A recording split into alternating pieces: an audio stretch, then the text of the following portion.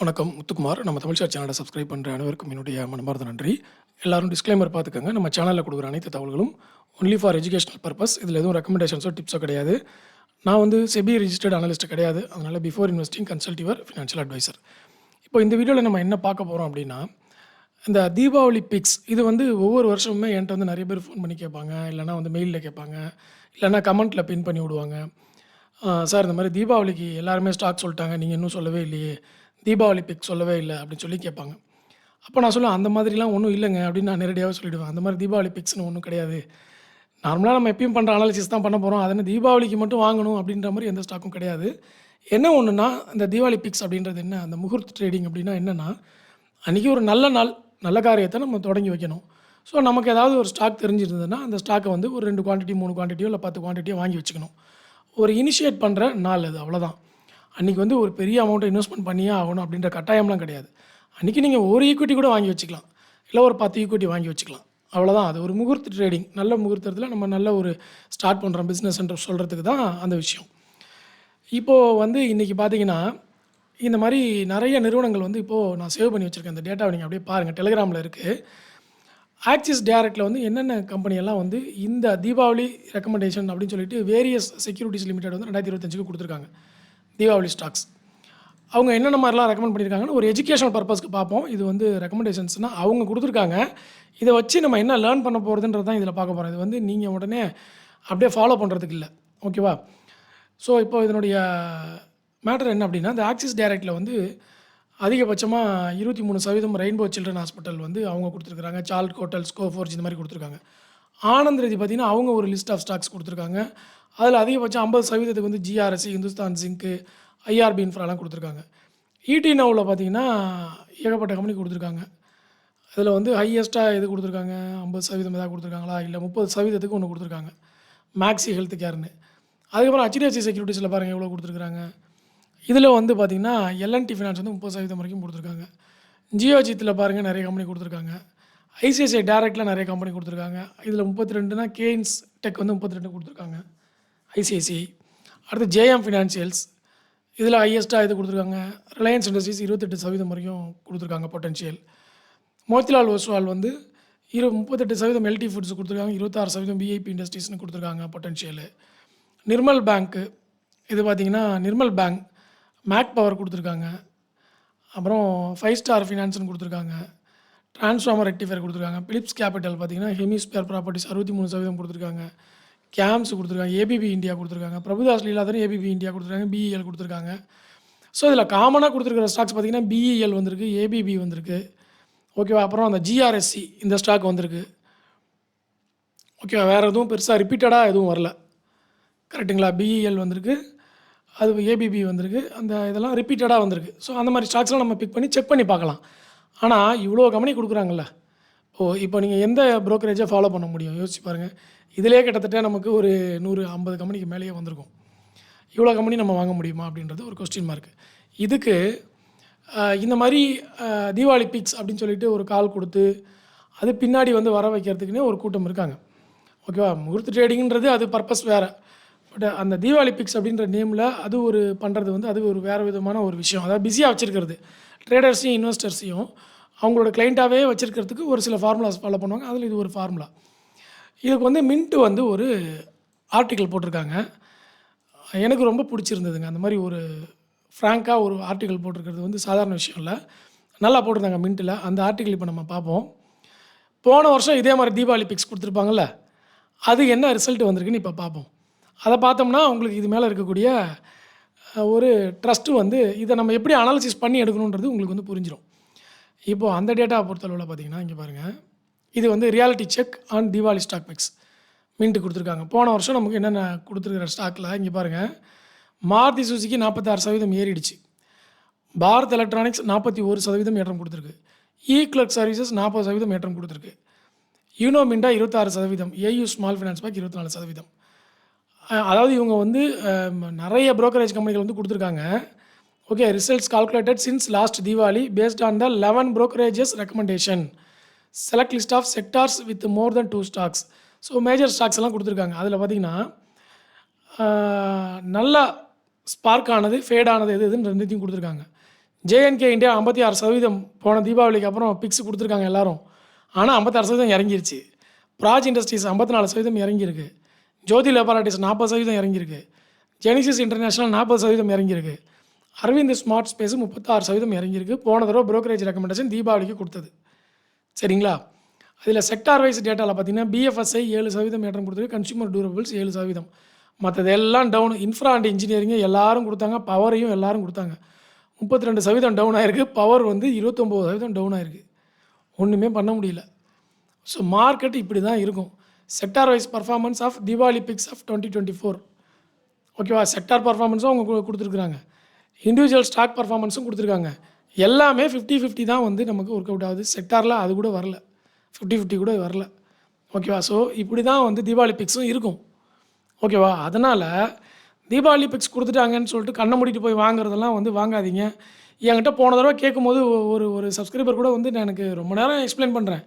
Sir அப்படியெல்லாம் Deepavali fix Deepavali அன்றைக்கி வாங்கின இந்த ஸ்டாக் ஏறும், இந்த கம்பெனி வந்து இனிமேல் ஏறப்போகுது, தீபாவளியிலேருந்தே நீங்கள் வந்து இந்த ஸ்டாக்லாம் இன்வெஸ்ட் அப்படிலாம் எதுவுமே கிடையாதுங்க. அந்த மாதிரி எந்த ஒரு ஃபார்முலாவுமே கிடையாது. நல்ல நாள் நீங்கள் வந்து இன்றைக்கி பிஸ்னஸ் ஆரம்பிக்கலாம்.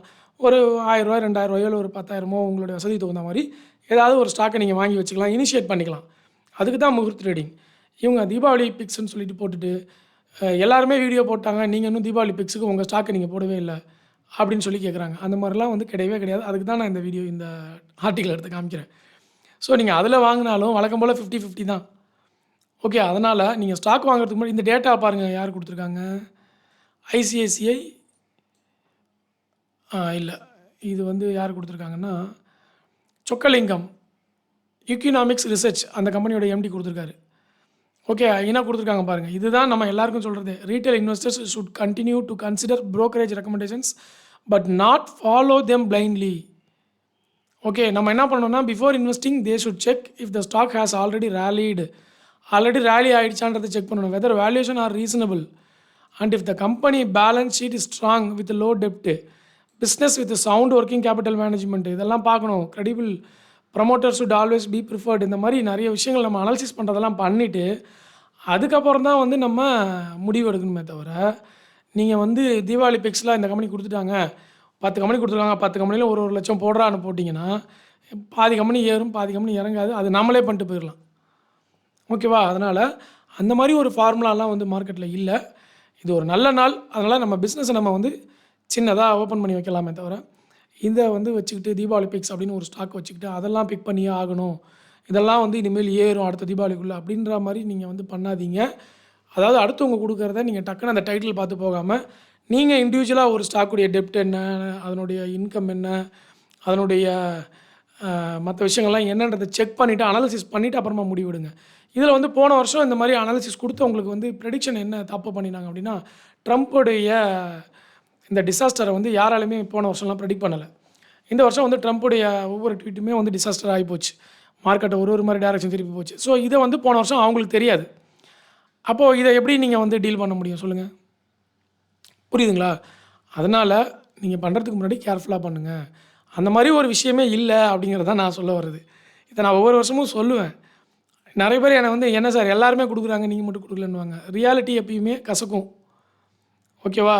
ரியாலிட்டி எப்பயுமே அட்வர்டைஸ்மெண்ட் இருக்காது. இதெல்லாமே உங்களுக்கு தெரிஞ்ச விஷயம் தான். நான் ஆல்ரெடி சொல்லியிருக்கேன். கூல் ட்ரிங்க்ஸுக்கு அட்வர்டைஸ்மெண்ட் இருக்கும், இளநீருக்கு அட்வர்டைஸ்மெண்ட் இருக்காது. ஓகே, எது நல்லதுன்னு உங்களுக்கே தெரியும். ஸோ அப்படி தான் இருக்கும். அதே மாதிரி நீங்கள் எல்லாமே விளம்பரத்தை பார்த்தே பண்ணாதீங்க.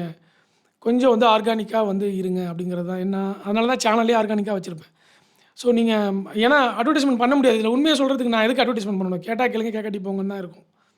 ஸோ அதனால் எஜுகேஷன் ஓரியன்டாக நீங்கள் பார்க்கும் பொழுது நீங்கள் இண்டிவிஜுவலாக அனாலிசிஸ் பண்ணி, இல்லை நீங்கள் வந்து ஒரு ஸ்டாக் இப்போ இதில் எந்த ஸ்டாக் நிறைய பேர் அனாலிசிஸ் பண்ணி வச்சுருக்காங்கன்றதை கண்டுபிடிச்சி அந்த ஸ்டாக் உங்களுக்கு பெட்டராக வருது அப்படின்றத வந்து நீங்கள் பார்க்கலாம். ஸோ அந்த மாதிரி பண்ணுறதெல்லாம் வந்து தவறு கிடையாது. அதை விட்டு நீங்கள் வந்து மற்றவங்க சொல்கிறதையே வந்து பிளைண்டாக நம்பி கேட்கும் பொழுது அது பிரச்சனைக்கு உள்ளாகலாம். சரிங்களா? அதனால் அதில் கேர்ஃபுல்லாக இருக்கணும் அப்படின்றத புரிஞ்சுக்கோங்க. ஸோ இன்றைக்கி முகூர்த்த ட்ரேடிங் நல்லா முடிஞ்சுது. மார்க்கெட்டில் எல்லா பங்குகளையும் வந்து ஏற்றிருக்காங்க.